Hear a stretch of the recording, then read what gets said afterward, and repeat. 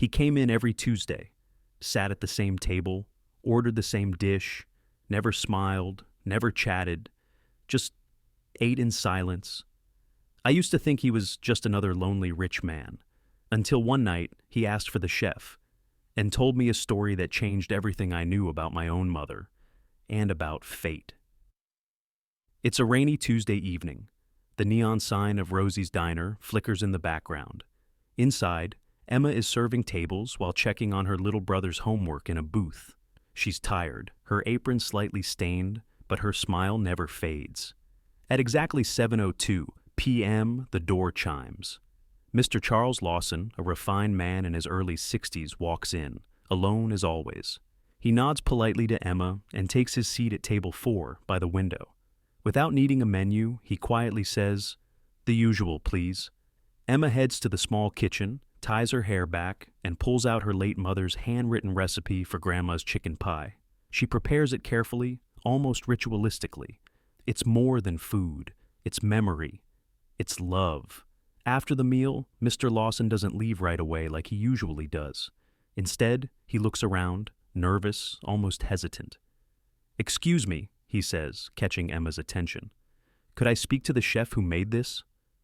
Emma chuckles gently. "Well, I guess that'd be me. I cook part-time when our chef's off duty." He stands slowly, walks closer, and whispers something that freezes her. "This recipe, it's not just good. It's familiar, exactly like the one I tasted 35 years ago, the day that saved my life." Mr. Lawson begins to tell his story. "I was 27, homeless, hungry, jobless, wandering through a tiny town near Iowa, ready to give up.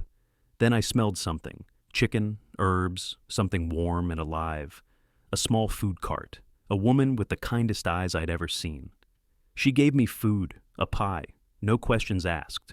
And when I told her I couldn't pay, she just smiled and said, 'Eat, one day, feed someone else.'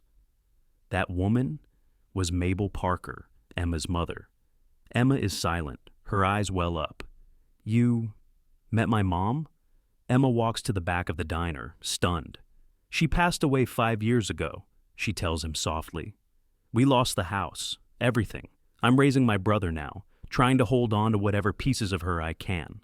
That pie, that's all I have left." Mr. Lawson takes a deep breath, his voice cracking.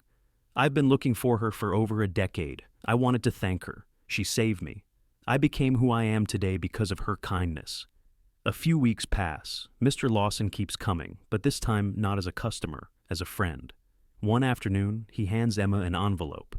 Inside, a fully paid scholarship to culinary school, seed money for her own food business, and a letter. "For the daughter of the woman who fed me when I had nothing. Let her legacy live through you." Emma cries, holding the letter to her chest. "I don't deserve this," she says.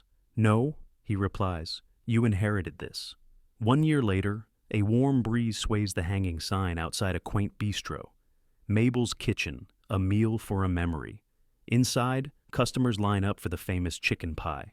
Emma, now a chef in a white apron, greets guests with the same smile her mother once had. At table 4, Mr. Lawson sits, a smile on his face and tears in his eyes. He raises his fork and says, "Still the best meal I've ever had." Kindness creates ripples that last lifetimes.